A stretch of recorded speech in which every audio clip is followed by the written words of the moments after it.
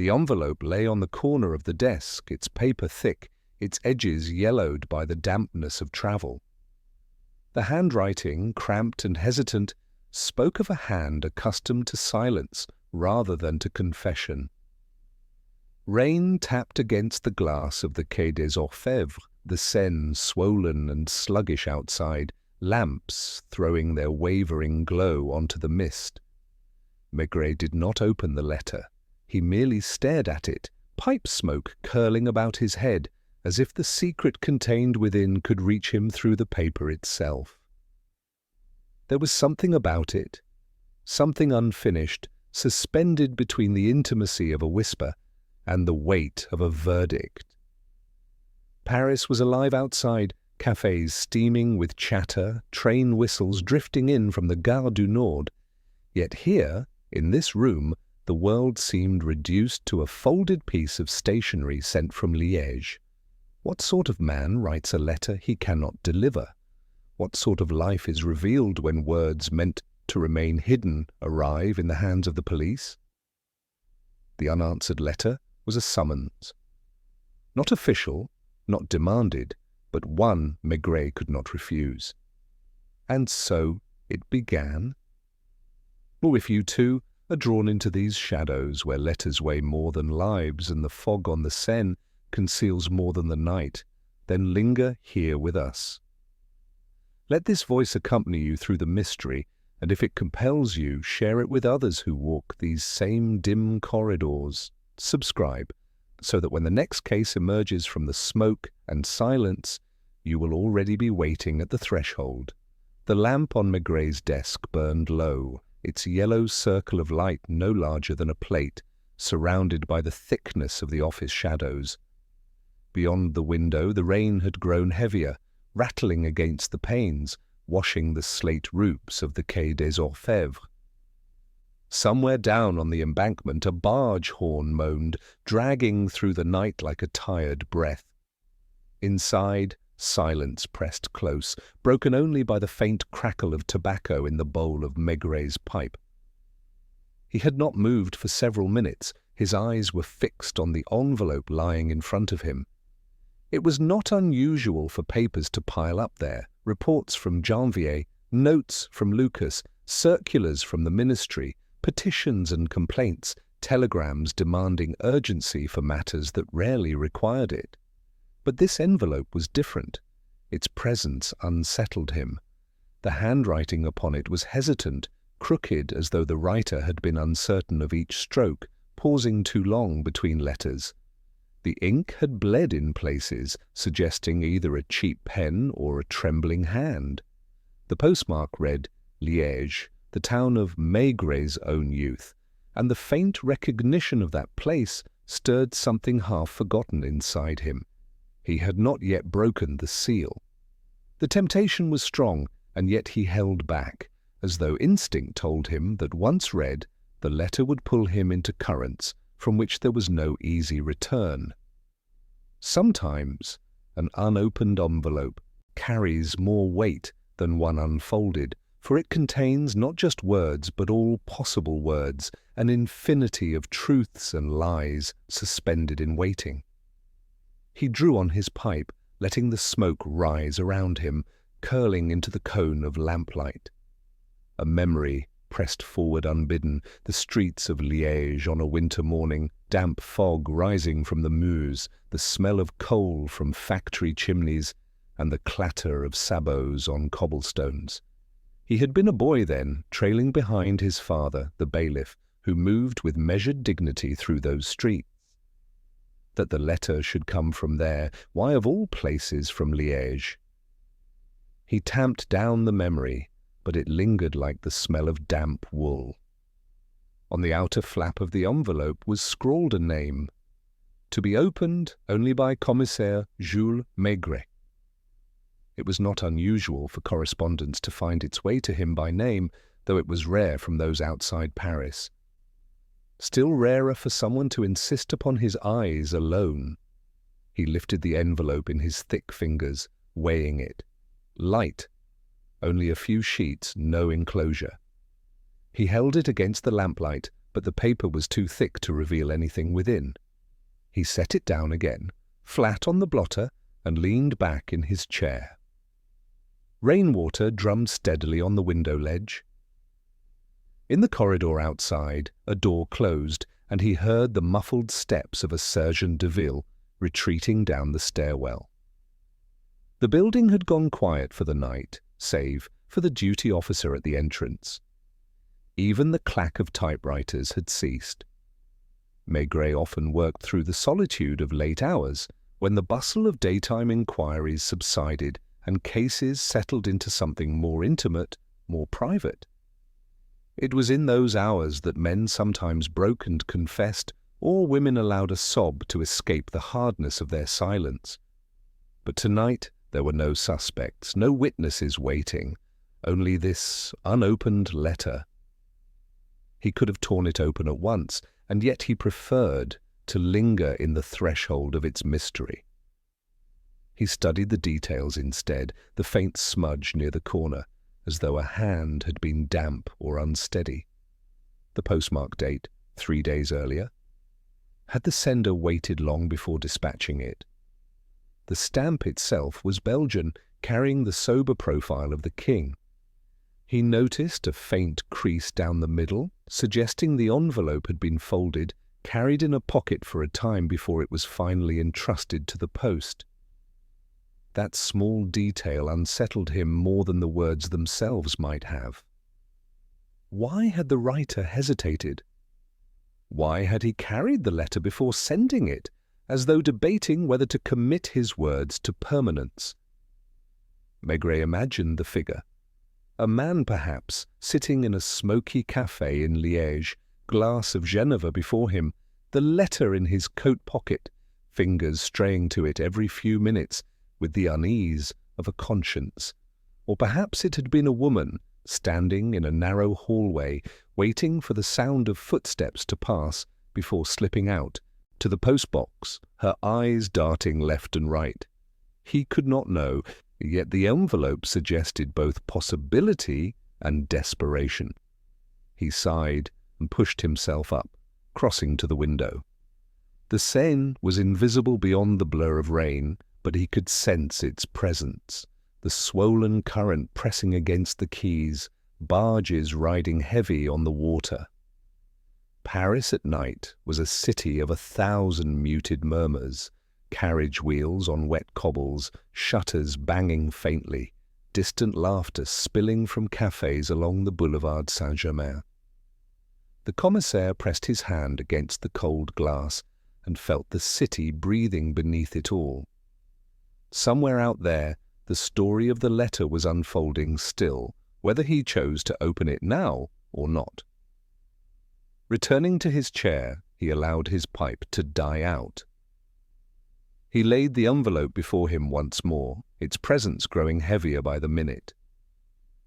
He recalled how many times he had been summoned into a case by chance, a misplaced telegram, a wrong number, a chance remark overheard in a bar. Each had seemed trivial at first, and each had led to lives overturned, truths unearthed, the machinery of human folly grinding forward. This letter, he felt, was no different. It was not chance, but inevitability. His fingers traced the flap, hesitating still. He had always trusted his instincts, and his instinct told him that this letter would not be a mere complaint about a noisy neighbour or a missing rent. It carried the air of something graver, something unfinished, something that had sought him out across borders and years, through the fog and rain, until it rested on his desk tonight. At last he slid the letter aside, leaving it unopened still, and reached for the matchbox. He relit his pipe, drawing the flame deep into the tobacco until the bowl glowed red again. The act steadied him, but did not dispel the feeling of inevitability pressing down upon the room. He let the smoke rise, watched it blur the edges of the lamplight, and thought. Tomorrow he would break the seal, and tomorrow the voices hidden within would begin to speak. But tonight he allowed the silence to hold sway. Tonight, Paris and Liège alike would remain folded into the thick paper of that envelope. He leaned back, letting the weariness of the day settle into his shoulders. The rain outside showed no sign of stopping. The city was swallowed by the fog of the Seine, the dim lanterns reflected in slick pavements, and in the centre of it all, in a room heavy with smoke and shadow, Commissaire Maigret sat waiting for a letter to open itself. And waiting, too, for whatever story would come crawling out of its creases.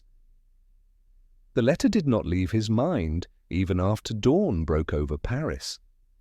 A pale sun had clawed its way through the fog, spreading a weak light across the Seine, but the rain had not entirely ceased.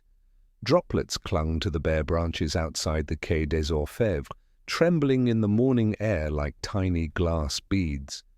Maigret arrived at his office earlier than usual, his greatcoat damp, his felt hat dripping onto the coat rack.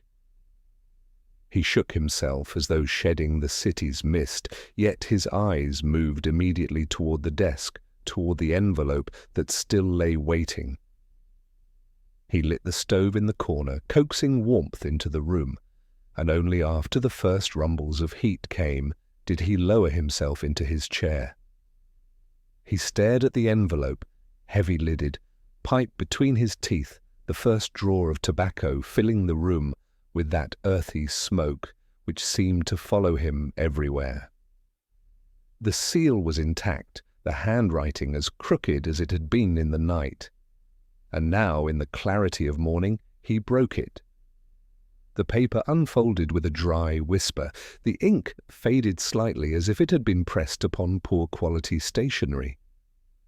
The sentences meandered, the syntax provincial, betraying the uncertain education of the writer, and yet between the hesitant words there was urgency. It was a confession, though not a full one, more an appeal, a cry for help, flung across the border. The writer claimed knowledge of a crime, an old crime, one that had gone unpunished in Liège. Names were alluded to, but never plainly given. Shadows were sketched, a man of influence, a woman silenced, money passed under tables in backroom cafes. The author wrote that he could no longer endure the weight of what he knew, but neither could he bring himself to present it to the Belgian authorities. And so he sent it to Maigret, the only one who might understand. Maigret let the paper fall onto the blotter, sat motionless for a moment, then leaned back, gazing at the ceiling beams as smoke from his pipe drifted upward. The only one who might understand.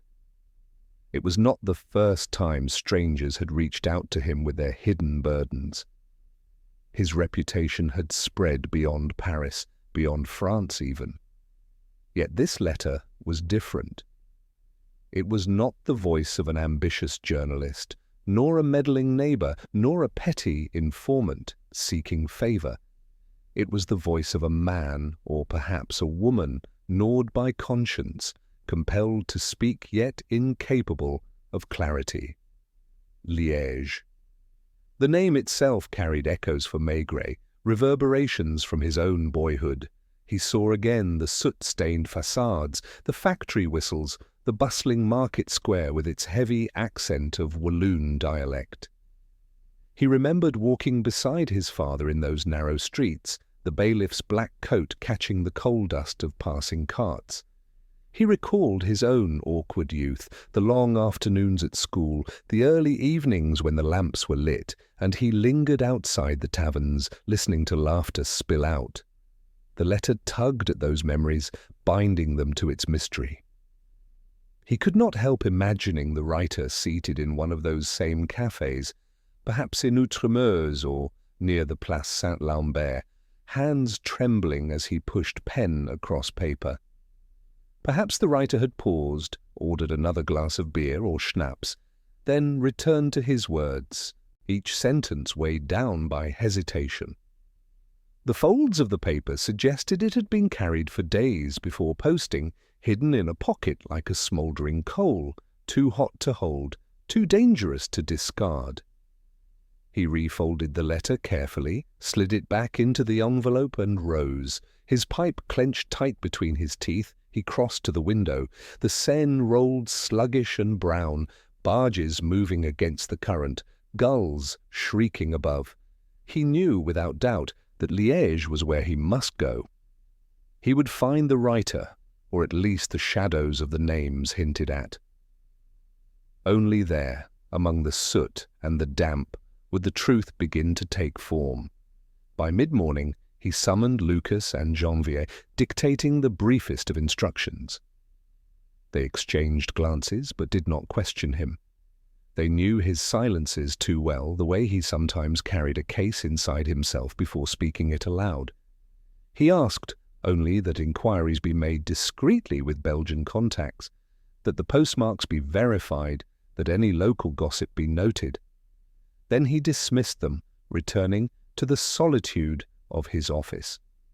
That afternoon he allowed himself to wander, as was his habit when thoughts weighed heavy. He moved through the streets of Paris without aim, greatcoat collar turned up, pipe trailing smoke. Past Les Halles, where porters unloaded crates of fish, still dripping with sea brine. Past the cafes along the boulevards, where men in bowler hats leaned over newspapers, muttering about politics. Past the bridges where beggars hunched against the wind, their hats on the cobbles collecting the occasional coin. Everywhere the letter followed him. He imagined the distance between Paris and Liège not as kilometres of track, but as the thread of a confession stretched taut, pulling him toward its other end. He thought of the trains he had taken as a young man, rattling across the frontier, steam clouding the windows, the conductor's voice echoing down the corridor. Soon he would take another such train, though now with the authority of a commissaire and the weight of unfinished truth upon him.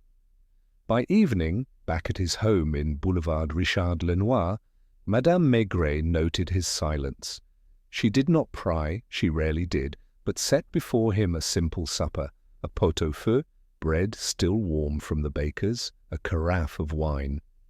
He ate, slowly, lost in thought, while she knitted beside the lamp. Occasionally she glanced at him as if sensing the distant pull of Liège upon him. He caught her look once and gave a faint smile, but no words followed. The letter was not something to share, not yet. That night, lying in bed, he listened to the rain begin again on the shutters. Sleep eluded him. The words of the letter returned, broken, hesitant, as though the writer had been afraid of his own hand. He wondered what memory gnawed at that unseen figure, what guilt had driven him across borders for relief. And he wondered, too, why he had been chosen, he alone. Did the writer know him from reputation, from rumour, from some distant encounter unremembered? Or was it merely that Maigret's name, when whispered, carried the weight of a man who listened? Toward dawn he drifted into a shallow sleep. He dreamed of Liège, the old station with its iron beams, the smell of coal, the echo of footsteps on wet platforms. In his dream, a figure stood at the far end, coat collar raised, holding out a letter. He could not see the face, only the hand, trembling, extended. He woke with the impression of damp stone and the river Meuse rolling endlessly through fog. The following morning he rose determined. The case, if it could be called that, had not yet taken shape, but the summons was undeniable. He would go to Liège. There, among familiar streets now altered by years, he would seek the voice behind the words. He would find the widow whose name had been scrawled on the flap, or else discover why that name had been written at all. The truth lay not in Paris, but in the city of his youth, in its cafes and alleys, in the silences of its people.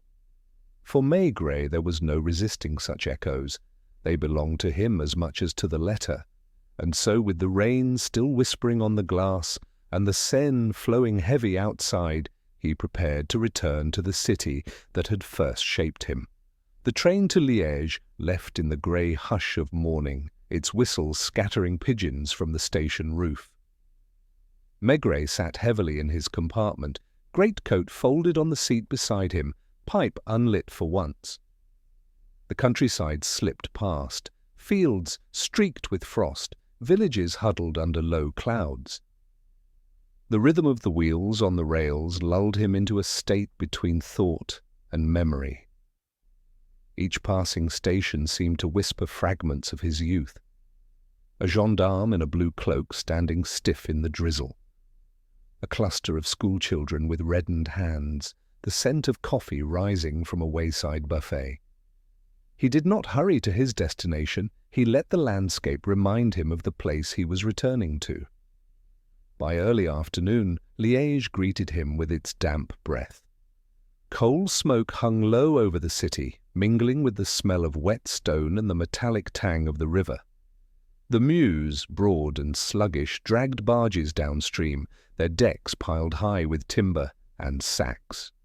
The streets were as he remembered, though narrower now in his mind's eye, the facades darker, the air heavier. He walked slowly from the station, his hat low against the drizzle, pipe back in its place though unlit, eyes attentive to the rhythm of the city. It was not Paris. The pace was slower, the gazes more direct, the silences deeper. The address, written faintly on the back of the envelope, led him to a modest street near the Outremeuse district. The houses were close together, their shutters paint-peeled, their stone steps slick with moisture. A grocer's cart rattled by, the horse steaming in the cold. Children played marbles under a doorway, their voices subdued as the tall man leaned into eye. A dark coat passed, number 23, a narrow door, a brass bell pull tarnished with age. Maigret stood a moment, feeling the damp seep into his shoes, then pulled. The faint jangle echoed inside. After a pause, footsteps shuffled down a hall, and the door opened a cautious width. The woman was small, wrapped in a dark shawl despite the hour, her hair pulled tightly back, her face lined not only by age, but by the weariness of routine. She peered at him with suspicion. "Madame Delsart?" he asked. Her eyes narrowed further. "Yes. And you are?" "Maigret, from Paris." At the name, a flicker of recognition, or was it fear, crossed her face. She stepped back without a word, allowing him to enter. The hallway smelled of boiled cabbage and old dust. A kerosene lamp smoked faintly on a side table, its chimney streaked black. She led him into a sitting room, its curtains half drawn, the daylight struggled outside. The room was orderly but tired, a clock ticking faintly on the mantel, a crucifix above the door, a vase of faded paper flowers. Maigret lowered himself into a stiff-backed chair, his large frame ill at ease among such modest furniture. She sat opposite, her hands folded tightly in her lap, eyes downcast. "You received my letter," she said at last, her voice thin. "It was not signed," Maigret replied quietly. She gave the ghost of a nod. It was better so. Silence stretched between them, broken only by the tick of the clock and the faint hiss of the lamp. Maigret studied her, the way she twisted her fingers together, the way her eyes avoided his. She had the look of a woman long accustomed to swallowing her words, to living within walls of discretion. "Why me?" he asked finally. Her gaze lifted, steady now, though shadowed by something unspoken. "Because you listen. They say in Paris, when a man has nowhere else to go, he can bring his truth to Maigret. Even here, we have heard it." He inclined his head slightly, but pressed no pride into the gesture. "And what truth is it you wish to bring?" At that, her hands gripped tighter. She rose abruptly, crossing to the window, peering through the curtain as though fearful of being overheard. "It is not my truth," she murmured.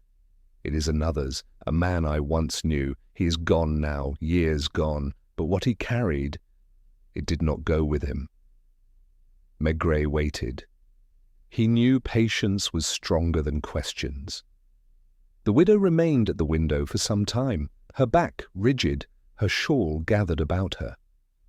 When she turned, her face had hardened, as though she had chosen resolve over hesitation.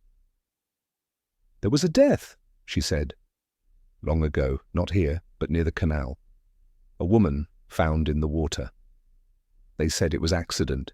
They closed it quickly, too quickly." Her words fell flat, without detail, yet heavy with implication. "You believe otherwise," Maigret said. "I know otherwise." Another silence. Outside, a cart rumbled past, its wheels clattering on the stones. "Who was she?" he asked. Her lips pressed thin. "A seamstress, alone. She kept to herself, but she knew someone she should not have known, a man whose name I will not speak. He had power, influence. He had no wish for scandal, and so—" She spread her hands helplessly. "The river took her. And you? What was your part in this?" Her eyes flickered, and for a moment Maigret thought she might weep. But the tears did not come. "I was near enough to hear what should not have been said. A quarrel, a threat, a door slammed in anger. I told no one. What good would it have done? Who would have believed me against him?" Her voice broke slightly, and she turned away again. "Now," she continued, "I am old. He is gone, but his shadow remains. The truth rots in me. I thought perhaps if I sent it to you it might find air at last." Maigret leaned forward, elbows on knees, pipe untouched. The rain had begun again outside, tapping faintly on the glass. He saw her not merely as a widow in a dark shawl, but as the custodian of a silence too heavy for one life to bear. "You sent me only fragments," he said gently. "Names half hidden, places left vague. If you want this truth carried further, you must trust me with more." Her shoulders stiffened. She shook her head. "I cannot. Not yet. The names would burn me. The city remembers, even dead, he casts a shadow." Maigret sat back, accepting her refusal without argument. He had met many such silences in his years, silences born of fear, of habit, of a long submission to authority. They were not easily broken by insistence. They yielded only when time and presence worked their slow pressure. He rose at last, towering over the small room, and placed his hat upon his head. "I will not press you today, Madame Delsarte, but understand, you have already spoken more than you think. Truth has a way of seeping out, like water through stone." She followed him to the door, her face unreadable. As he stepped into the damp street once more, she whispered, almost too faintly to hear, "Beware the canal." The door closed softly behind him. Maigret walked slowly back toward the river, pipe unlit between his teeth, thoughts heavy. The widow's words were vague, yet their weight undeniable. A woman drowned, a man of influence unnamed, a city of whispers.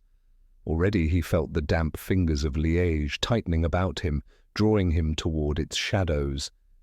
And somewhere, beneath those shadows, the truth still waited, like a body sunk beneath the water, stirring with the current, refusing to rest.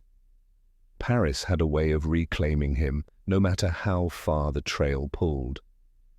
When Maigret returned from Liège, the city seemed to exhale around him, the damp mist lifting briefly above the Seine as though it had been waiting for his return.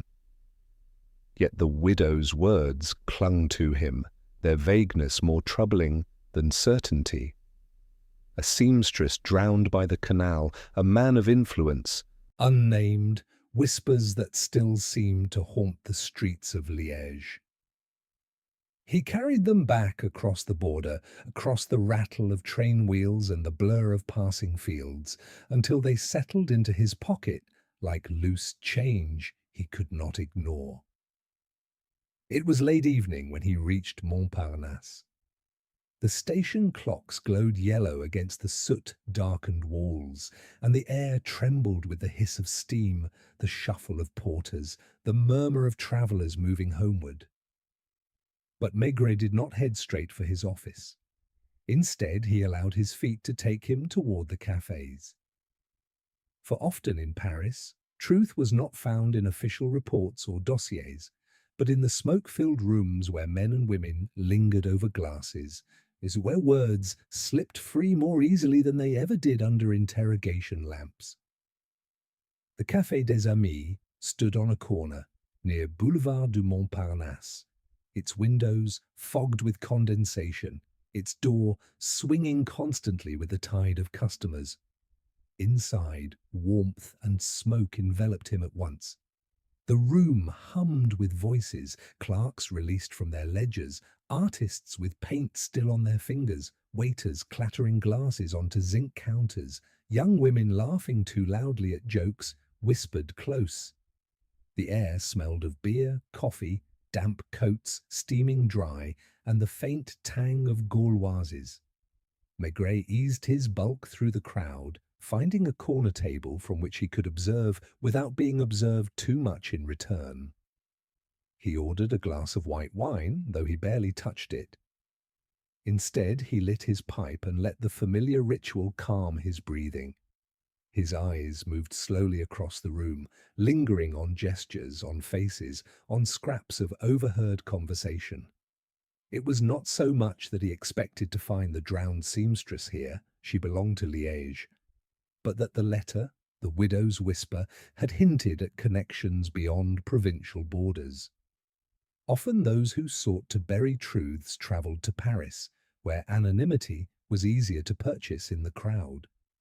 Across the room, near the piano, a man sat alone with his back to the wall. He was thin, his shoulders sharp beneath a fraying jacket, his eyes restless as they moved from table to table. He drank quickly as though to steady himself, yet his hand trembled faintly with each lift of the glass.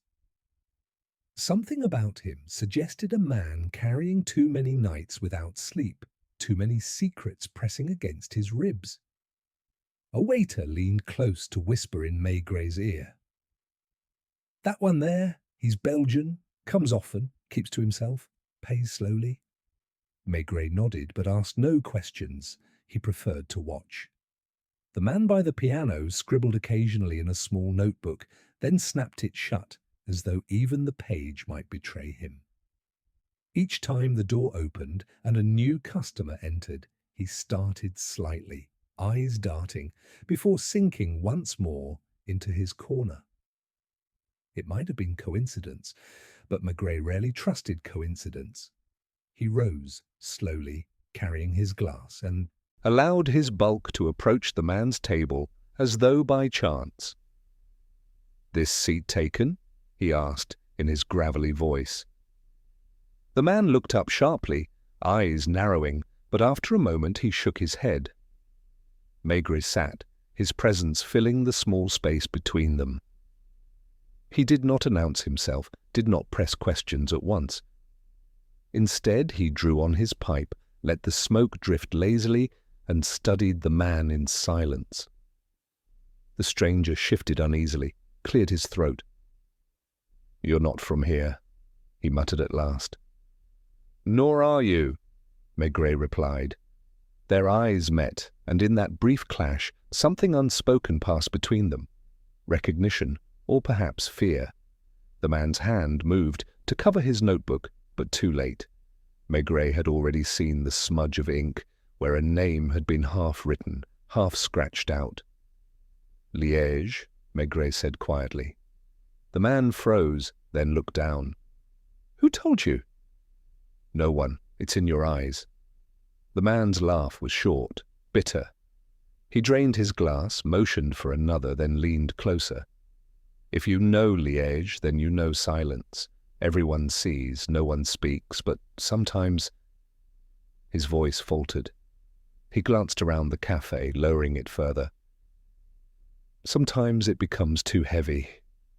Maigret remained still, pipe glowing faintly in the dim light.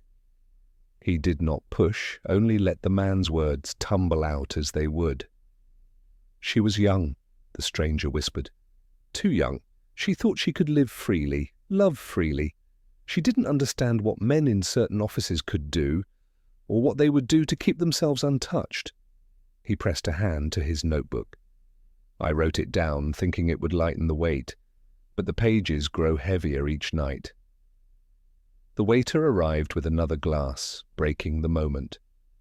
The man drank greedily, as though to wash away what he had revealed. When he lowered the glass, his eyes had hardened again. "Leave it alone," he said harshly. "The river has long since carried her away, and those who remain, they will never answer to you." He pushed back his chair abruptly, coins clattering onto the table, and vanished into the crowd before Maigret could reply.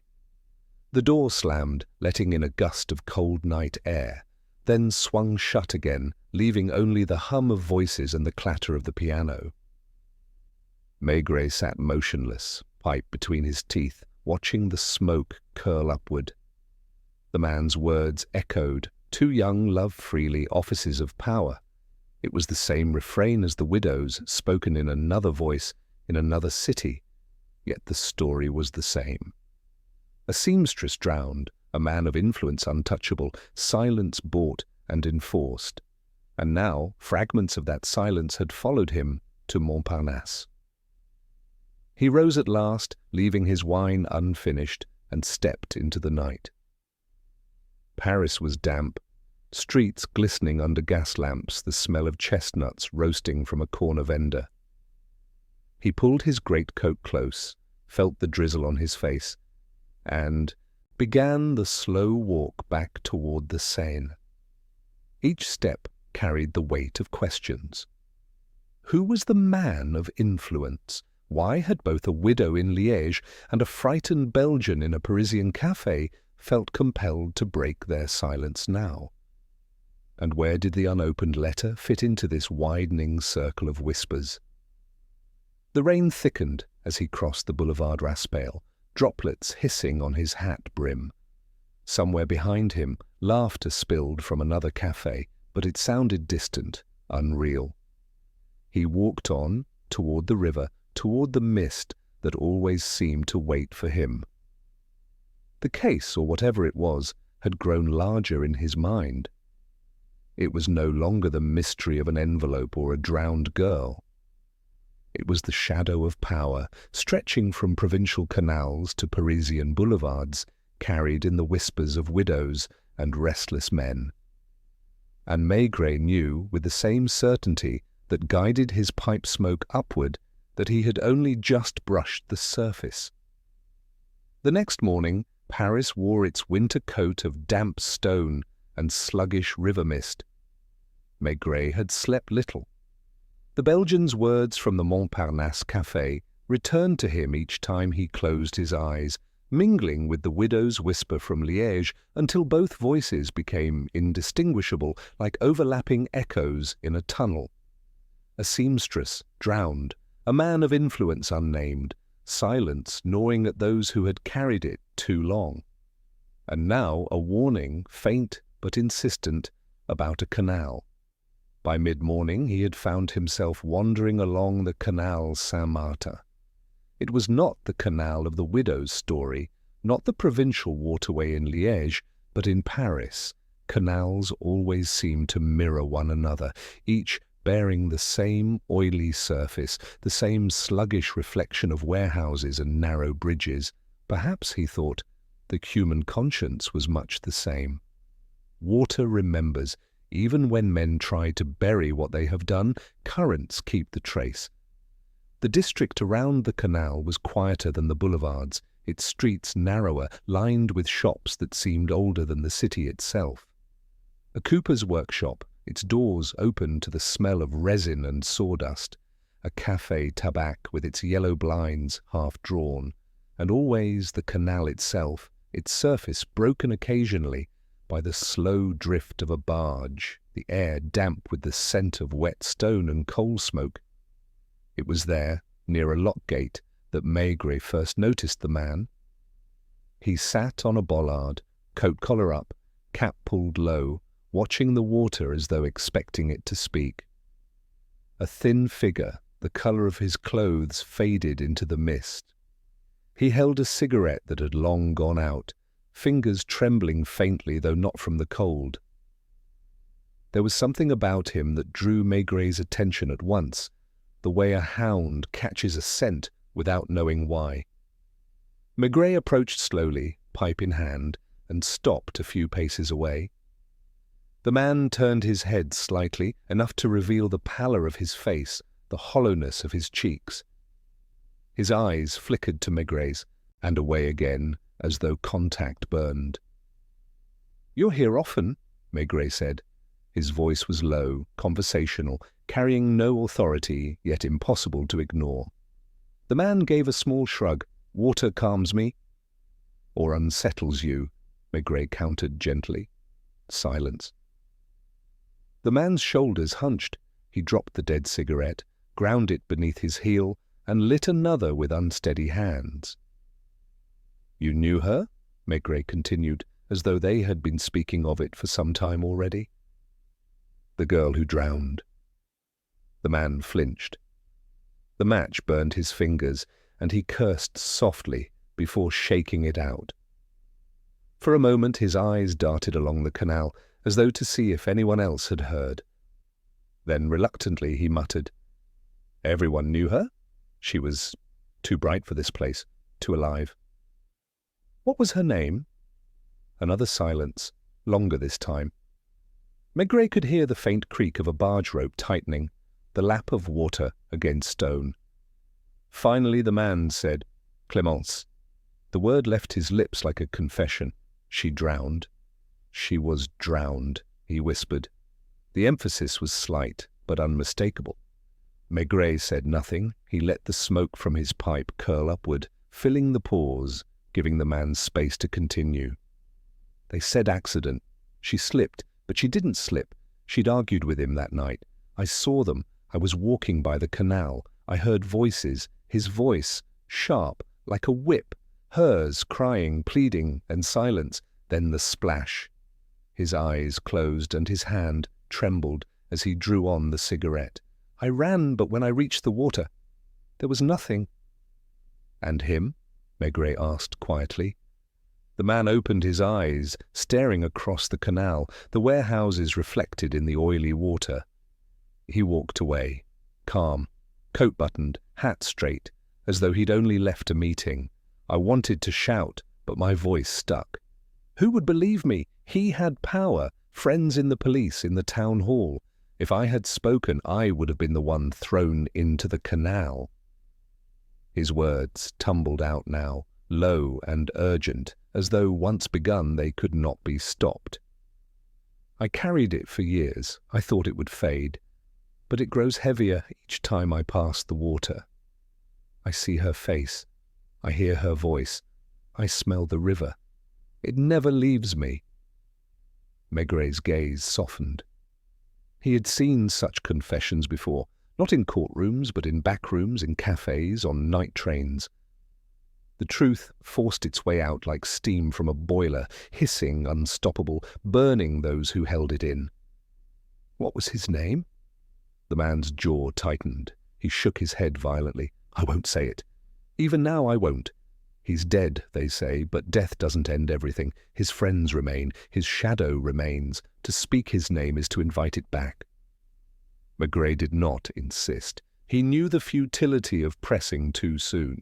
Instead, he placed a heavy hand on the man's shoulder, a gesture more paternal than inquisitorial. You've carried it long enough. Perhaps it is time someone else bore the weight.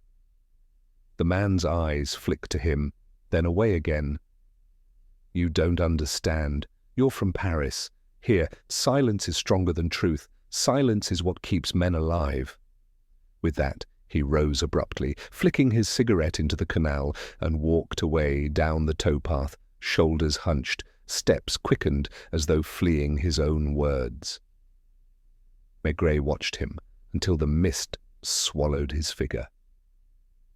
He stood there a long time, pipe smoke mingling with the damp air. The name Clémence echoed in his mind, attached now to a face he could only imagine. Young, too alive, pulled under by water that had never released her. The man's testimony was no more concrete than the widow's, yet it confirmed the same outline: a woman silenced, a powerful man shielded, a conspiracy of quiet. The canal itself seemed to confirm it, its surface dark, holding secrets beneath. Maigret leaned on the railing, staring down at the slow current. He had the odd impression that if he looked long enough, her reflection might rise, pale and floating, hair streaming in the water. He shook the thought away, tamped down his pipe, and turned back toward the city. The day had grown darker, though it was not yet evening. Fog rolled in from the river, muffling the cries of children playing, the clatter of carts on cobbles. Maigret walked slowly, his heavy frame swaying, as though carrying not just his own weight, but that of the unseen girl, of the widow, of the frightened man. Each voice pressed upon him, urging him forward, yet none gave him the names he needed. Back at his office that evening, the windows blurred with rain, he sat at his desk and laid the unopened notebook of the Belgian stranger beside the letter from Liège. Both were fragments, incomplete. He opened the notebook carefully, though many of its pages were smudged, half-scratched, indecipherable. One phrase stood out, underlined heavily. Le canal garde tout. The canal keeps everything. Maigret leaned back, pipe smoke thickening around him, and listened to the city beyond the glass, footsteps hurrying through puddles, a carriage wheel rattling over cobblestones, the steady rain. The case, if it was a case, had no file, no official recognition, no charges to pursue. And yet it had more weight than many he had solved. The widow had whispered it, the stranger had confessed it, the canal itself seemed to murmur it, and Maigret, whether he wished it or not, was now its custodian. Morning crept into the Quai des Orfèvres like a cautious visitor, hesitant to disturb. The river, sullen and brown, pressed against its stone banks, and a pale, unconvincing light slanted through the office windows, showing the dust on files that never seemed to thin. Maigret had been at his desk since before the duty sergeant had finished his first cup of coffee. The pipe between his teeth had gone cold twice already. He was not reading. He was listening to the building, to the rain loosening its grip on the rooftops, to the city changing its breath as the hour advanced. It was in such moments that news arrived, not with a flourish, but with the dull insistence of fate. The messenger came up the stairs at 8:30, his boots squeaking, cap pushed back on his fair hair. He carried the small square of yellow paper that always managed to look both official and hurried, its corners softened by many hands. He stood at the door, uncertain of crossing the threshold without invitation. "A telegram for you, Monsieur le Commissaire?" Maigret nodded, held out his hand, and felt the familiar dryness of the slip as it passed to him. The boy lingered, curious, but a glance from Maigret sent him retreating down the corridor, heels tapping a quick descent.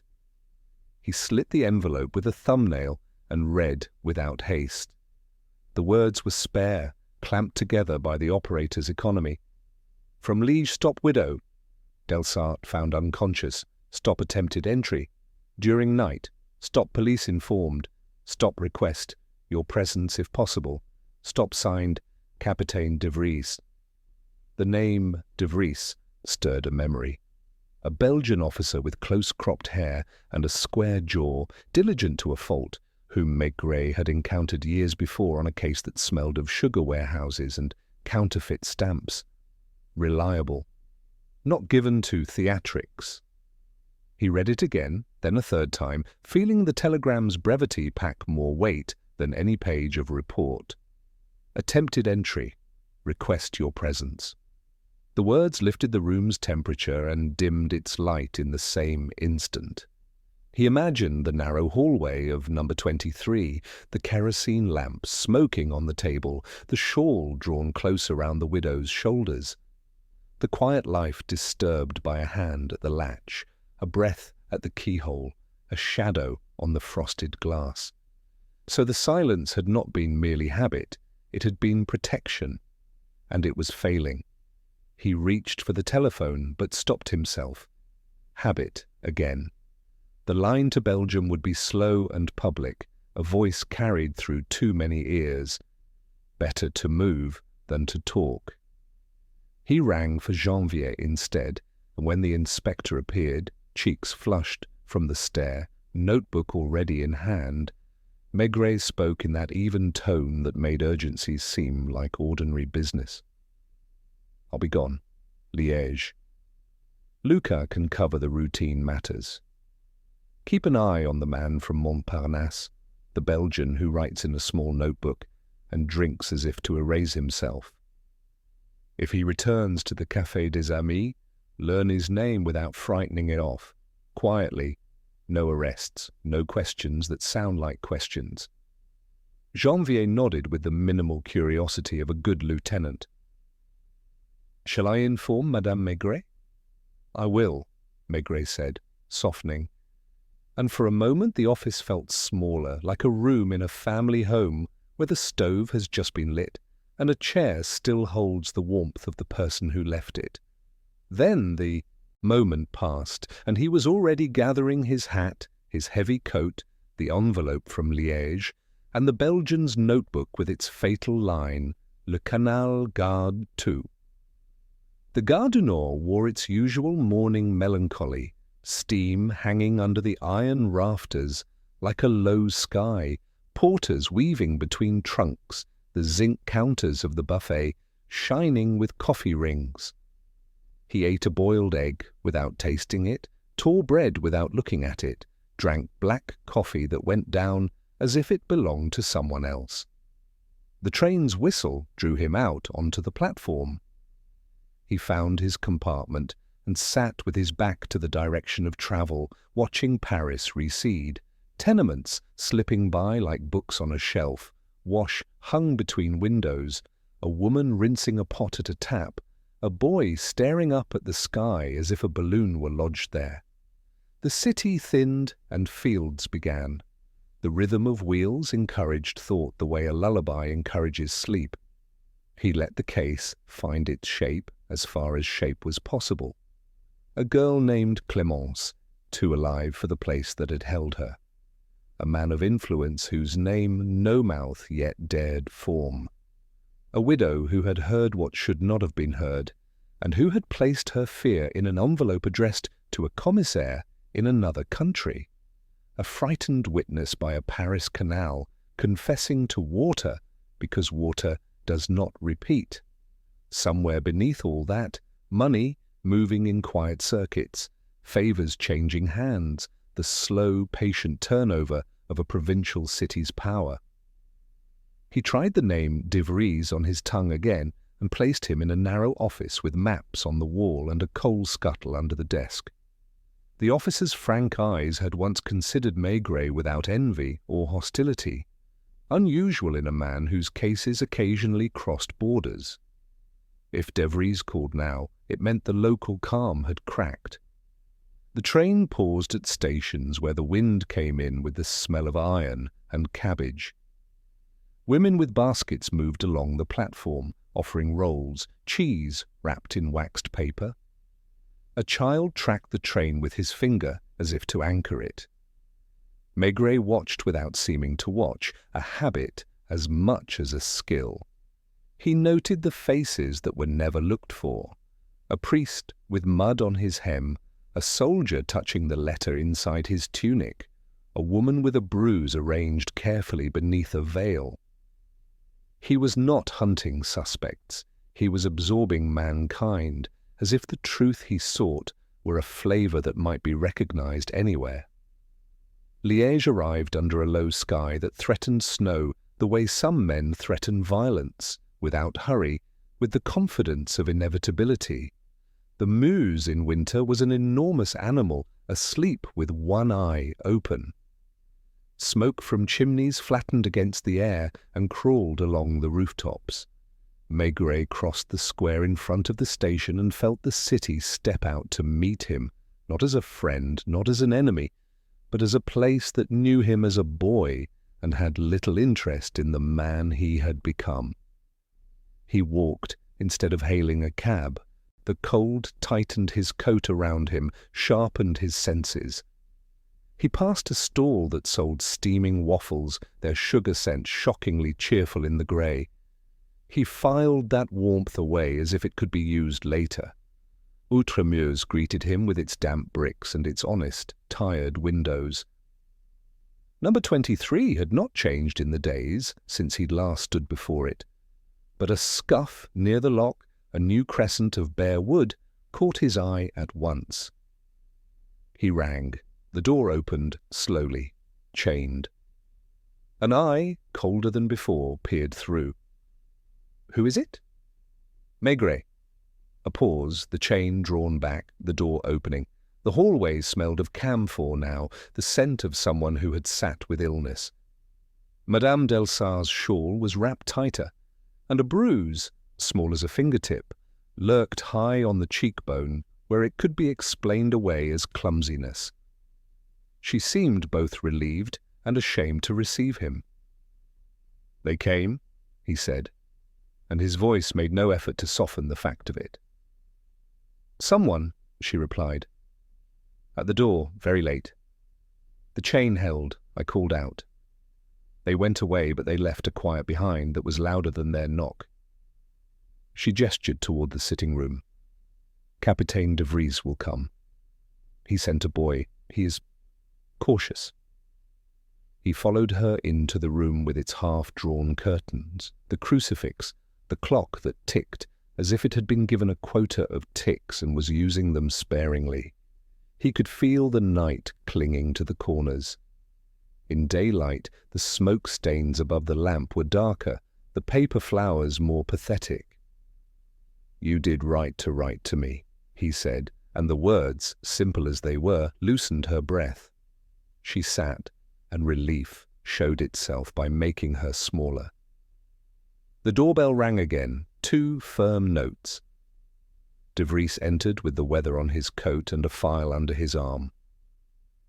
He had the look of an officer who knew how to be both polite and immovable.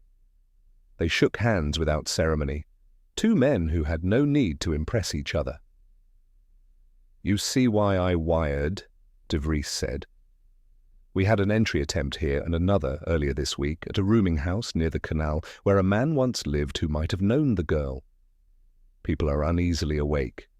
He opened the file on his knee. "There is something more. The newspaper." He produced the day's sheet, folded to a small column. Ink smears clung to the margin. The headline was modest, a provincial discretion that was itself a signal. "Old tragedy near the canal recalled by unusual nocturnal disturbances." The piece mentioned no names, but carried the unmistakable outline. A seamstress lost to the water, an influential household from another era, an unnamed witness who had not spoken. It hinted, the way gossip hints while pretending to inform. Maigret felt the paper's coarseness under his fingers. "Who feeds this?" De Vries lifted a shoulder. "It is never one mouth. A cousin at the prefecture, a clerk with a long memory.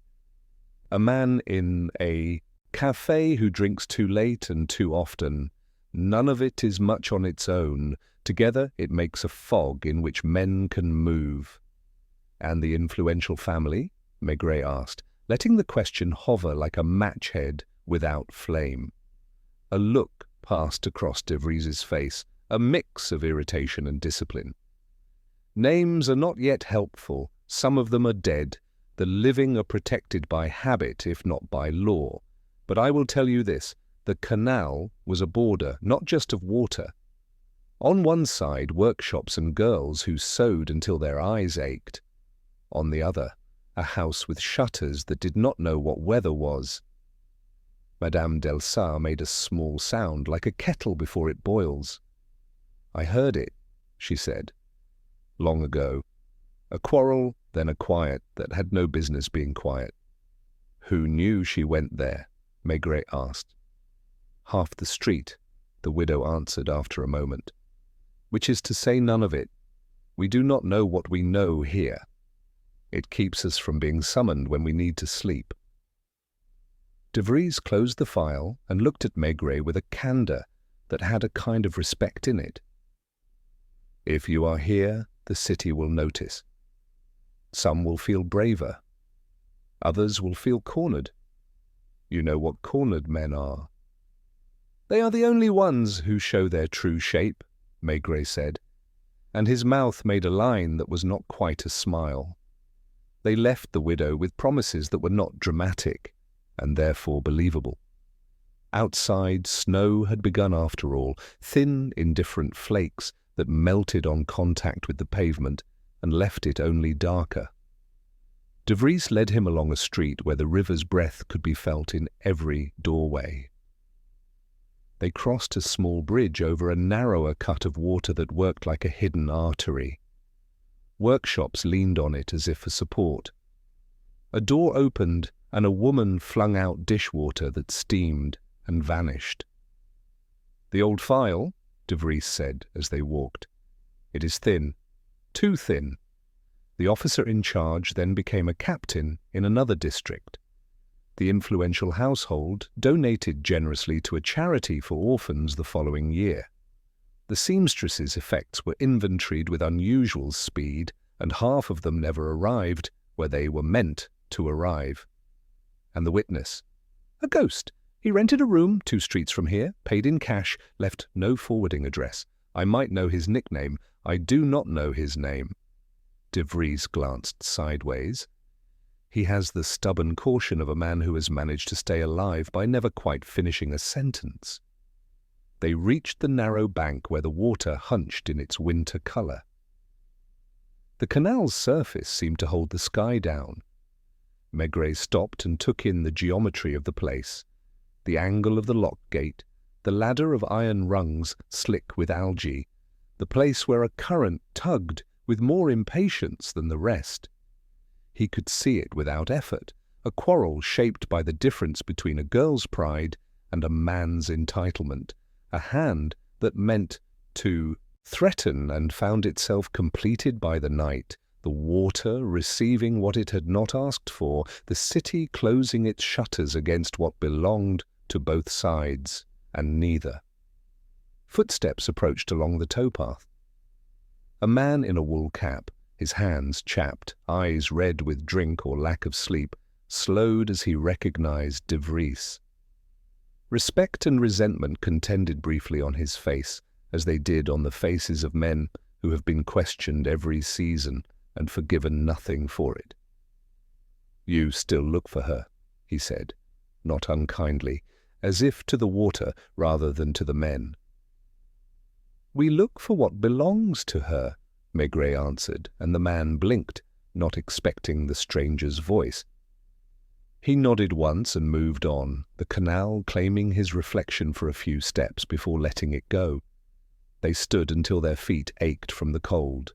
Then De Vries said, "There will be more tonight. When the paper hints, tongues wag, but hands also knock. You should know, a journalist from Paris has arrived. He asks polite questions that all want to answer for the privilege of speaking to a Parisian. If he prints, the work becomes either easier or impossible." "And which do you expect?" De Vries's mouth hardened. "Both." They returned through streets arguing with the snow. At the corner, a boy sold yesterday's editions. Maigret bought one. He liked the weight of news, even when it had already become old. In the café by the bridge, they took coffee so black it shone. A radio set behind the counter murmured a waltz, as if it were guilty of frivolity and wished to apologize. The proprietor wiped the zinc with circles that never reached the edges. It was there, between the second and third sips, that the door opened and a man stepped in with a damp felt hat and the air of someone carrying his importance carefully so as not to spill it. He shook the snow from his cuffs, signalled for a calvados he had not earned, and scanned the room as if choosing a photographer's angle. His eyes paused a fraction too long on Maigret and de Vries. "From Paris?" de Vries murmured without looking at him. "He thinks a rumour is a coin, and he has brought a pocketful." The man lifted his glass in their direction as if toasting a victory not yet won, and Maigret felt the case draw itself a little tighter, like a net that had finally noticed the fish within it. Outside, the snow thickened just enough to make the cobbles troublesome, and the canal, listening as always, deepened its colour. Night would come early. Doors would be tried, voices moderated, old arrangements rehearsed. Somewhere a name would be spoken for the first time in many years, and the person who spoke it would either sleep very well or not at all. Maigret set down his cup and felt the day reach a point from which it could not return. The telegram had summoned him to a city he already carried in his bones. Now the city itself, prickled by gossip and shadowed by memory, sent out its feelers toward Paris. The next move would not be his alone. He rose, adjusting the heavy collar of his coat, and the journalist smiled with the satisfaction of a man who thinks he has read a sign. The room's yellow light made everyone a little more honest and a little more tired. Maigret left coins that did not clink and stepped back into the whitening air, the river's smell pushing softly at his throat. Somewhere a press was already turning, ink setting on paper that would be in Paris by morning, Paris that makes stories bigger by the mere fact of saying them aloud. He felt it like a change in pressure. The case would not remain a provincial murmur much longer. It would become a word in the mouth of the city. He looked once more toward the canal and imagined, not for the first time, that water has its own kind of memory, a patience not granted to men. Then he walked, slow and heavy, toward the Widow's Street, where lamplight would be kind and insufficient, and where he would wait for the night to show its hand. The newspaper lay on Maigret's desk, its ink still faintly damp, its pages smelling of pulp and smoke. He had carried it back from Liège, folded under his arm during the long train ride to Paris. The rhythm of the wheels had seemed to echo the lines printed within, each thump repeating the story that now refused to leave him. Not an article so much as a whisper pressed into type, a suggestion masquerading as news.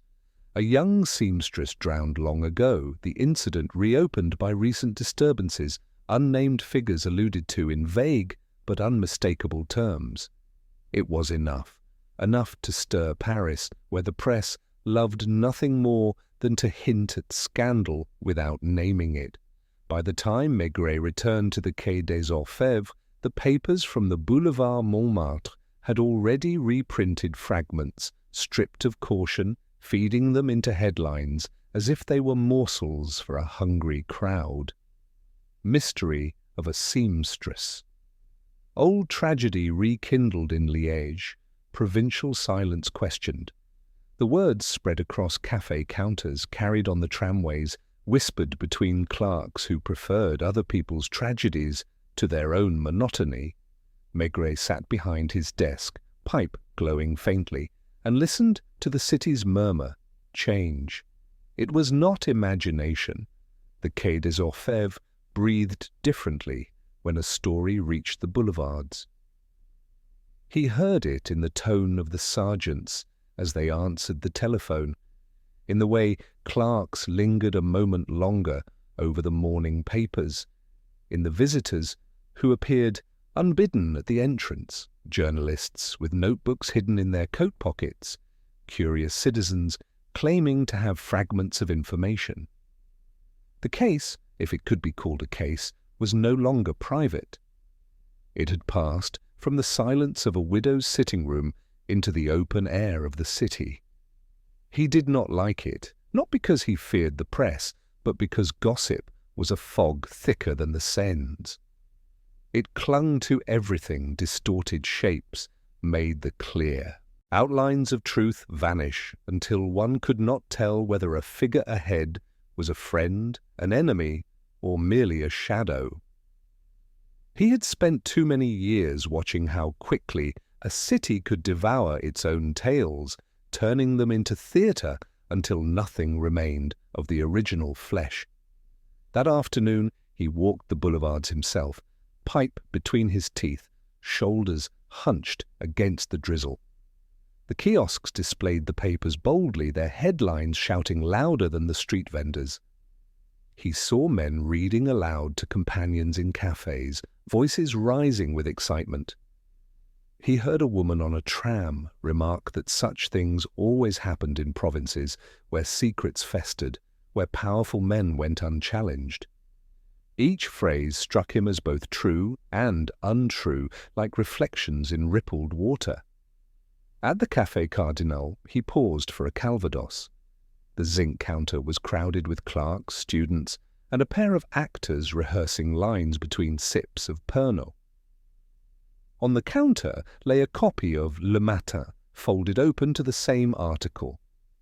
A young man tapped it with his finger and declared, "Mark my words, this will reach the chamber. Someone will demand an inquiry." His companions nodded, hungry for outrage. Maigret watched in silence, the glass warming in his palm. When he returned to his office, Janvier was waiting with a file. "We've had 3 letters already, Patron," he said. 2 anonymous, 1 signed. All claim to know the truth, all contradict each other. Maigret grunted. He had expected no less.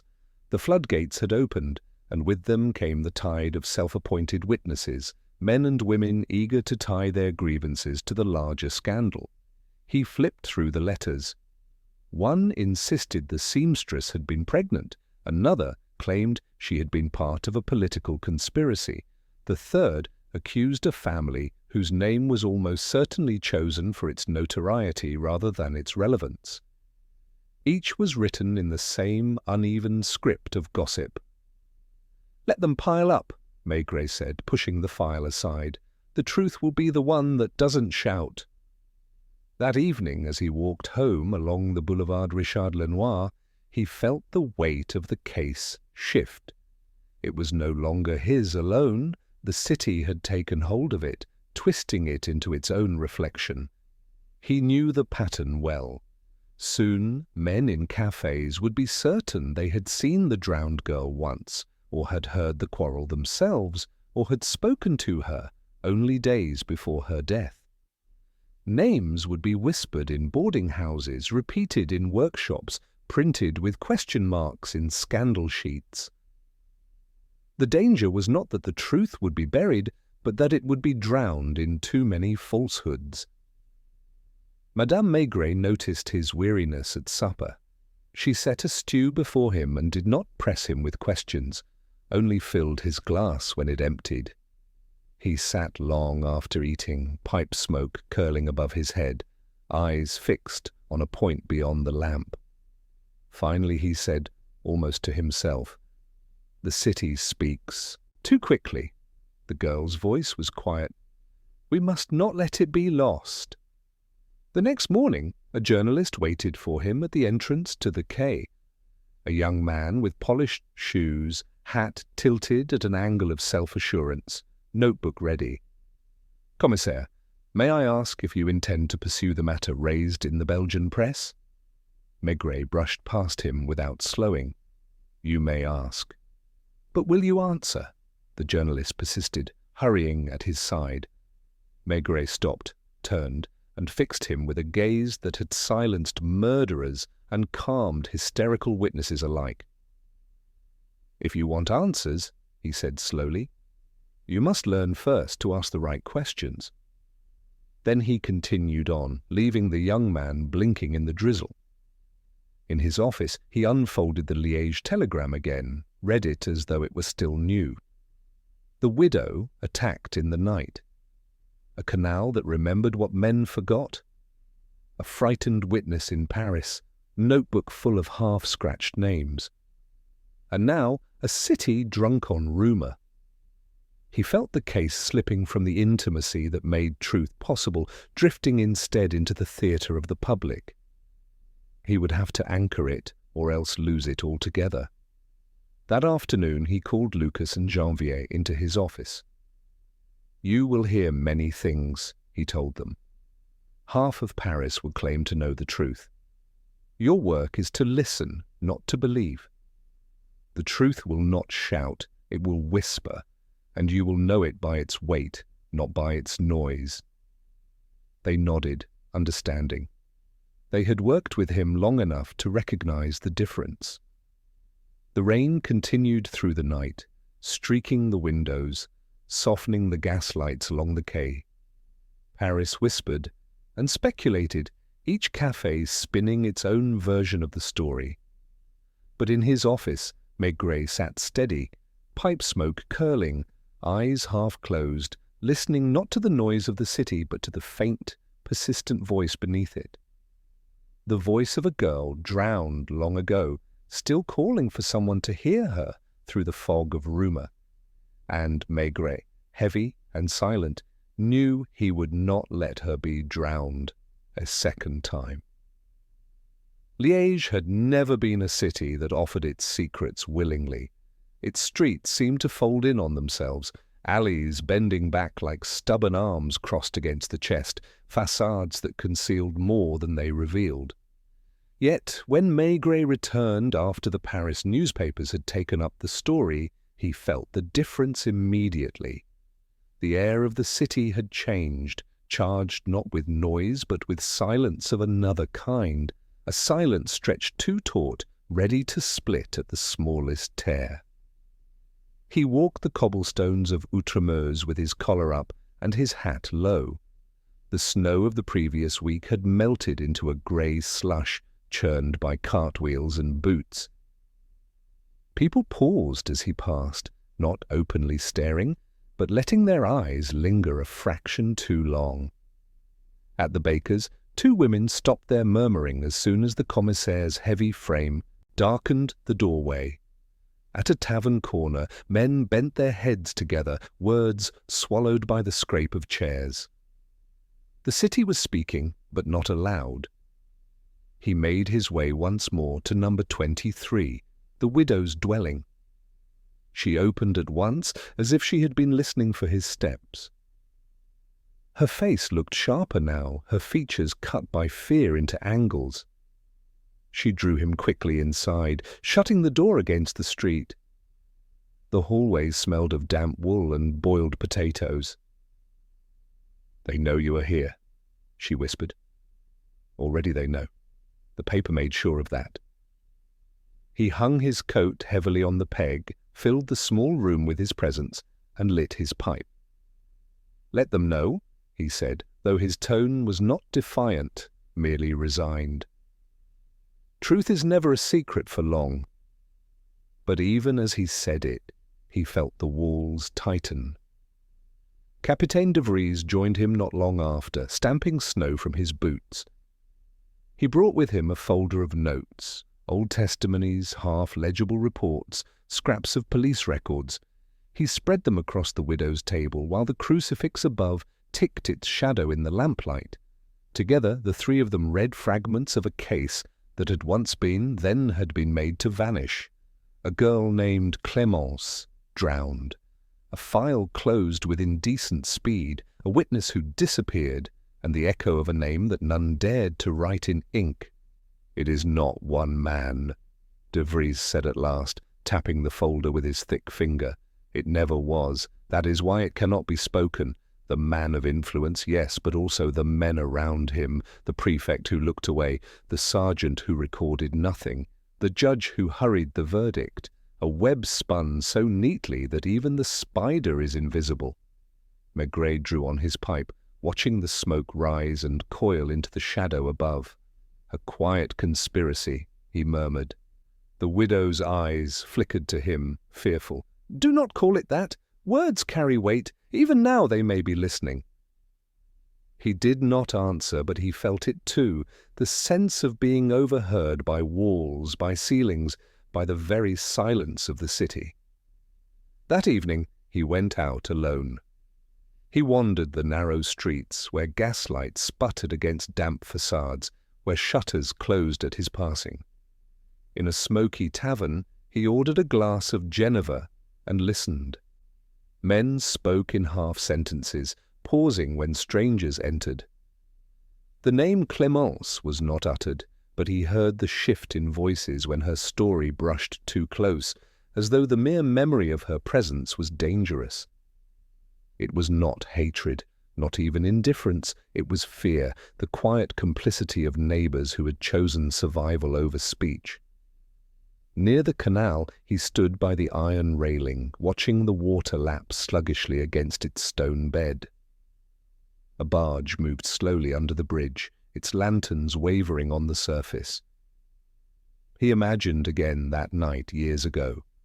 The quarrel, the splash, the silence afterward. And then the careful machinery of forgetting, the shutters closed, the files thinned, the whispers stitched together into a shroud. A man approached him hesitantly. Maigret recognized him as the same figure he had seen before on the towpath, the man with chapped hands, eyes reddened by drink or shame. The fellow paused, glanced around nervously, then spoke without meeting his eyes. "You shouldn't be here, commissaire. The water remembers, but men don't forgive those who disturb it." Maigret let the silence sit before answering. "Who do you fear?" The man's jaw tightened. "Everyone. That's how it works. A dozen small favors, a dozen small debts. You speak against one, you speak against all. That is why she drowned twice, once in the canal, and again in our silence." With that, he moved off quickly, shoulders hunched, as if speaking had burned him. Maigret stood motionless, pipe smoke mingling with the damp night air. He felt the truth crystallizing, not the tale of one man's crime, but of a city's decision to bury it. A conspiracy of silence, stronger than any signed pact. Men who had not agreed aloud, yet acted in concert out of fear, ambition, or convenience. A network invisible but impenetrable. The next day, the Paris papers grew louder. They printed rumors as though they were facts, attaching names with cautious ellipses, hinting at families whose fortunes had outlasted generations. Liège bristled under the gaze of the capital. Cafés buzzed with speculation, though voices dropped when policemen entered. Maigret sensed the city tightening, preparing to defend itself not with denials, but with deeper silence. In the widow's sitting room, De Vries said grimly, "It is worse now. Some think of talking, but more think of what will happen to them if they do. The conspiracy grows stronger the moment it is threatened." Maigret nodded, heavy-lidded, pipe smoke clouding around his head. He had seen it before, in Paris, in villages, in provincial towns. The truth was not hidden by cleverness, but by the collective will of people who preferred darkness to the cost of light. That evening, when he returned alone to his hotel, he felt the city pressing in on him, as though the very cobblestones knew he was intruding. He undressed slowly, laid his pipe on the bedside table, and sat in the half-dark, listening to the muted hum of Liège beyond the shutters. He felt the case closing around him, not because of lack of evidence, but because of too much silence, too much complicity. A quiet conspiracy, vast and patient, that had endured for years and would endure longer still unless some fracture appeared. He poured himself a small glass of brandy and drank it slowly, the warmth spreading but doing nothing to ease the heaviness in his chest. He knew then that the case had ceased to be about one girl, one man, or one widow's letter. It had become the anatomy of a city's silence. And in that silence he sensed someone was watching him. When Maigret returned to Paris, The city no longer greeted him with its usual indifference. The Seine lay swollen beneath its bridges, yellow lamps quivering on its surface, but the calm that once steadied him seemed gone. Paris was restless, the way a body grows restless with fever. The rumours from Liège had crossed the border like contraband, and now they circulated in cafes, offices and tramways, fanned by journalists who scented profit in scandal. The newspapers had grown bold. Where once they whispered, now they hinted openly, their ellipses shorter, their innuendos sharper.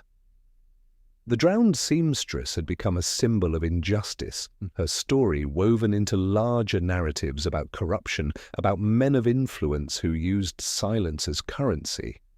Politicians used the affair as a cudgel against rivals.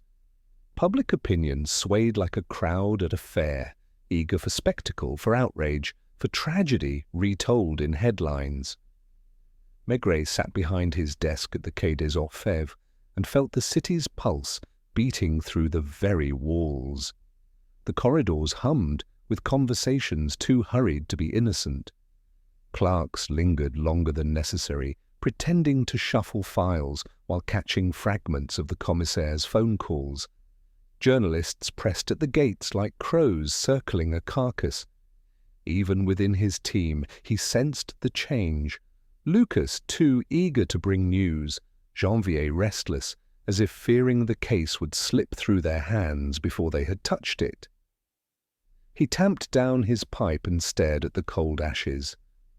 The truth had not yet emerged, only fragments, whispers from a widow, confessions from a frightened man, the shape of a conspiracy too broad to name.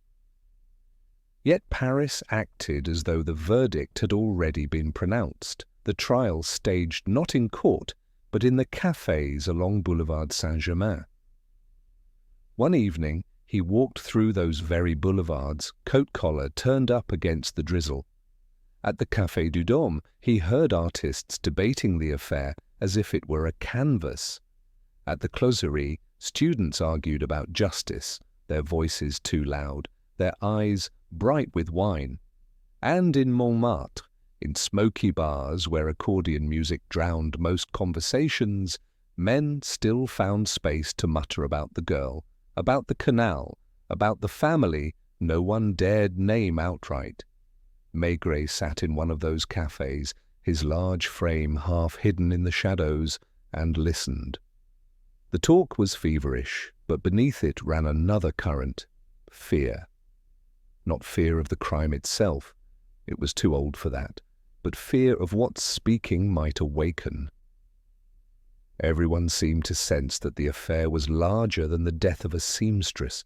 It had become a mirror held up to society, showing how silence itself was stitched into its fabric. He returned home late that night, heavy with smoke and damp. Madame Maigret, waiting with her knitting, studied his face and said nothing. She placed a plate before him, cold meat, bread, a carafe of wine.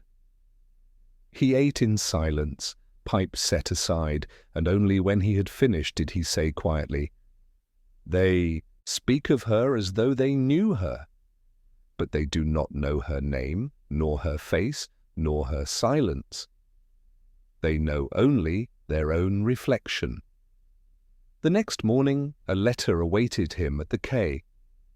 Unlike the anonymous scribbles that had arrived in piles, this one bore a careful hand, neat, deliberate. It came from Paris, not Liège, and it named a place. A hotel, particulier, near the Parc Monceau, where a certain family had lived for generations. The writer claimed that the drowned girl had once been seen entering that house, her presence explained away as a seamstress delivering garments, but the visits had been too frequent, the glances too charged, the quarrels too loud to remain hidden forever. Maigret read the letter twice, then slipped it into his pocket. He did not show it to Janvier or Lucas. He knew too well how fragile such leads were, how quickly they could vanish if exposed too soon. Instead, he walked alone to the district where the broad avenues stood quiet beneath the bare branches of chestnut trees.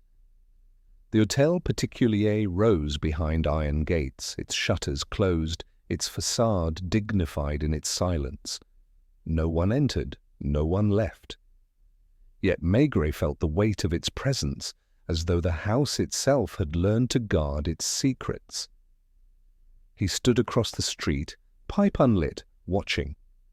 A concierge from a neighboring building eyed him curiously, then looked away. A boy on a bicycle rode past, glancing back at the big man who seemed out of place in the quiet avenue. Maigret remained motionless, his breath misting in the cold air, until at last he turned and walked away. He had learned nothing concrete, yet the silence of the house spoke more loudly than words. Back at the quay, the journalists pressed harder. One cornered him in the corridor, notebook poised. "Commissaire, is it true the affair reaches into Parisian society? That certain families may have suppressed the case?" Maigret's eyes narrowed, but his voice was even. "It is true that gossip spreads faster than truth. Print that." He brushed past, leaving the reporter with only smoke and silence. Still he felt the pressure mounting. The case no longer belonged to him. It had grown into something larger, a shadow stretched over Paris itself. Every café conversation, every headline, every whispered rumor added to its weight. It was no longer about Clémence, the girl drowned in the canal. It was about a city confronting its own complicity, its own appetite for silence. That night, as he walked home along the Seine, the fog pressed close, muffling the lamps, blurring the outlines of bridges. The river flowed heavy and dark, carrying its secrets as it always had. Maigret paused on the Pont Neuf, leaning on the cold stone, pipe smoke mingling with the mist. He thought of Clémence, of the widow, of the frightened man with his notebook, of the influential house near Parc Monceau, of the quiet conspiracy that bound them all. Paris had taken the case into itself, magnified it, distorted it, turned it into theatre. Yet beneath the noise Maigret still heard the same whisper, faint but persistent, a girl too alive for the place that had drowned her, a truth too fragile to endure without someone to carry it. He stood there a long time, the fog curling around him, the city murmuring behind him, until the bells of Notre Dame struck the hour. Only then did he turn, heavy-footed, toward the boulevard where Madame Maigret would be waiting, the lamp lit, the supper warm. But even there, in the quiet of his own home, he felt the shadow lingering, stretching across Paris like the fog over the river, settling into every café, every headline, every silence. The case was no longer his alone. It belonged to the city now, and the city was not finished with it. It was not in the way things were said, but in the way they were not said that Maigret sensed the shift. In Paris, words had power, not because they were spoken, but because they lingered, pregnant with meaning. In the days that followed, the case seemed to dissolve and take on a new shape, as though the truth were being guided, not toward revelation, but toward something deeper and more elusive. The whispers about Clémence, the drowned seamstress, continued to thread through the cafés and newspapers, but now they had become something else. A story that was larger than the girl herself. Maigret had known the game. The press had their headlines, the public their opinion, and the suspects their alibis. The truth, as always, lay somewhere between the cracks, ignored by those too eager to shape the world according to their own will. He had never relied on headlines or rumors, and yet now they seemed to work in the case's favor, pushing it forward, squeezing out information like water from a stone. But something in the way the story was carried made him uneasy. The case had come to a standstill, or rather, it had reached its inevitable conclusion without ever formally beginning. The influential family near Parc Monceau, whose name had been on everyone's lips but never fully stated, remained untouched by the affair.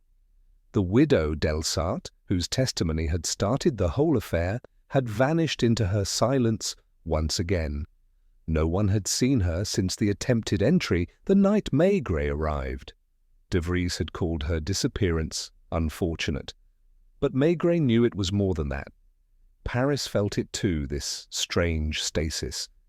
The press had moved on to other stories as fickle as the city itself. The case, the mystery of the drowned girl, became little more than a sidebar, an old headline with an ellipsis at the end. But in the depths of Maigret's mind, it had not ended. It never did. On a cold morning in mid-February, Maigret sat alone at his desk. The lamp burned low, the cigarette smoke swirling around his head, a steady hum of conversation outside his window. He had avoided the cafes and the newspapers. Instead, he reviewed the file once again. The same reports, the same interviews, the same scraps of information, none of which led to anything concrete. His pipe lay forgotten beside him, its bowl empty, as he stared at the pages before him. A knock at the door. He didn't need to look up to know who it was. "Come in," Maigret said quietly. De Vries stepped inside, his face creased with fatigue, but his movements still sharp, precise. His uniform, always impeccably pressed, looked a little worn today. He removed his hat and stood by the door for a moment before walking toward Maigret's desk. The two men had worked together for years, across borders, through cases that had never seemed quite finished. And this one, the case of Clémence, was no different. "I've been in Liège," De Vries began, his voice low, but heavy with something Maigret could not quite place. There were a few things I needed to follow up on. The last of the reports. The ones no one thought to ask about. Maigret nodded without speaking. His eyes remained fixed on the papers in front of him. He didn't need to ask what De Vries had discovered. He had known for some time that this moment would come. There were too many loose threads, too many names half hidden in the shadows, and somewhere, beneath it all, there was the uncomfortable weight of a truth that no one had wanted to face. "You were right," De Vries continued, lowering his voice even further. "It wasn't just one man, or even a handful of men. It was a network, a web, if you will." He paused, his gaze lingering on the file in Maigret's hands. "It's been there all along, hidden in plain sight." Maigret finally looked up, his expression unreadable. "The family?" he asked. De Vries sighed, his shoulders slumping as if the weight of the case had settled on him all at once. "The family, yes. But it was more than that. Their influence reached into places no one suspected. Even the police in Liège were involved, not actively, but passively. Men turning their backs, turning a blind eye, making sure certain things were forgotten." Maigret leaned back in his chair, his fingers tapping absently on the edge of the desk. He had suspected as much. The power to erase, to silence, was always more insidious than the crime itself. But still he couldn't help but feel a pang of frustration. "You're telling me that this whole case, this entire story, was a smokescreen?" Maigret asked quietly. De Vries nodded. "It wasn't the girl that mattered. It was the fear that one small detail would disrupt everything. And when you came, commissaire, it all began to unravel, not because of the truth, but because of the questions you asked. They didn't know what you would find, but they knew you were capable of finding it." The room felt colder as the weight of De Vries's words settled in. Maigret stared out the window, watching the faint mist rising from the river, his thoughts scattered like the last of the falling leaves. There were no clean endings in a case like this, no simple resolution. "The family," Maigret said again, this time with more clarity. They've had their share of power, but they've always hidden behind that power, haven't they? Used it to cover their tracks." De Vries didn't answer, but his silence was enough. Maigret knew the story had always been about power, about the lengths some would go to protect it, and Clémence, the girl who had drowned, had simply been the collateral damage in a game of influence. She had known too much, or maybe simply been in the wrong place at the wrong time. "I'm afraid we've reached the end of the road," De Vries said, his voice low, almost apologetic. "The investigation can go no further. No one is willing to speak now, not the witnesses, not the family, and certainly not the police. There's nothing left to uncover. The truth is, it's buried too deep." Maigret sat still, the room heavy with the finality of those words. He had expected it in a way, but hearing it spoken so plainly made him feel the weight of the years he had spent on the case, the lives that had been caught in its web. He stood slowly, walking toward the window as though to clear his head. The fog outside swirled like smoke, as if the city itself were trying to swallow something it had never wanted to remember. "Is that it, then?" Maigret asked, his voice soft but resolute. "Is that the final word?" De Vries nodded once. "It is." Maigret turned back to face him. "Then let it be the final word," he said, his voice steady, his decision made. There were no more questions to ask, no more leads to follow. The case had run its course, and in the end it had taught him the one thing he had always known but never truly believed, that silence, when enforced by power, could swallow even the most stubborn of truths. De Vries seemed to understand. He placed the file on Maigret's desk and, without another word, turned to leave. He paused at the door, his hand on the handle, and said quietly, "I'm sorry, commissaire. It wasn't justice, not the way you wanted it." Maigret's eyes lingered on the file, the names, the documents, fragments of a case that had never been whole. "Justice is a long road, De Vries, and sometimes it's a road we must walk alone." As the door clicked shut behind him, Maigret sank back into his chair, staring at the file. The case was over. But as always, the shadows remained, lurking just outside the light, waiting to be uncovered by someone else. Someone who might still have the courage to ask the questions no one else dared. For now, though, the city had won. The silence was complete. Maigret stood and walked to the window, looking out over Paris, the fog lifting just enough to reveal the first light of morning. He knew, as he always did, that the city would move on. It always did. But for him, the case would never truly be over. He placed his pipe in his mouth and lit it, slowly, savouring the warmth of the smoke, the quiet of the morning. Somewhere, beneath the layers of silence, the truth still waited. And he would carry it, even if no one else would